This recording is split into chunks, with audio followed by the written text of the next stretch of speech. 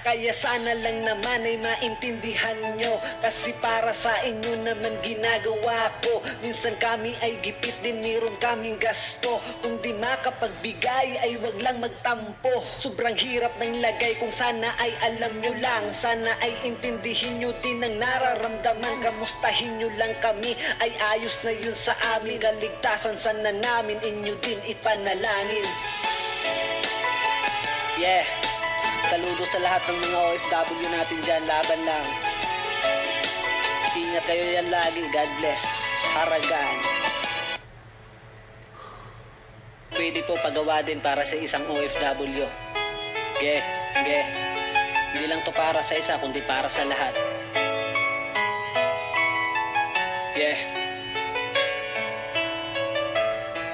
Haragan.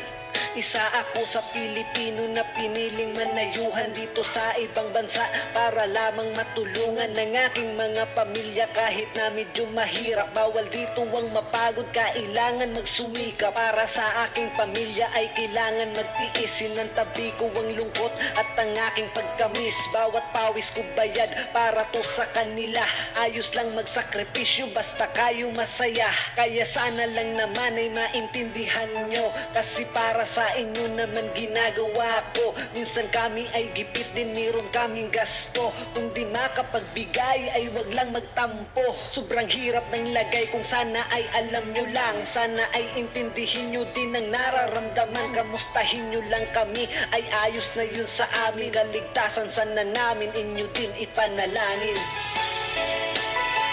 Yeah, saludo sa lahat ng mga OFW natin dyan. Laban lang, ingat kayo yan lagi. God bless.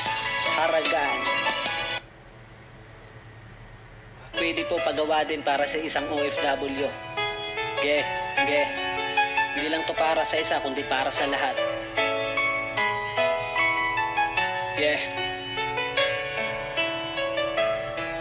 Haragan.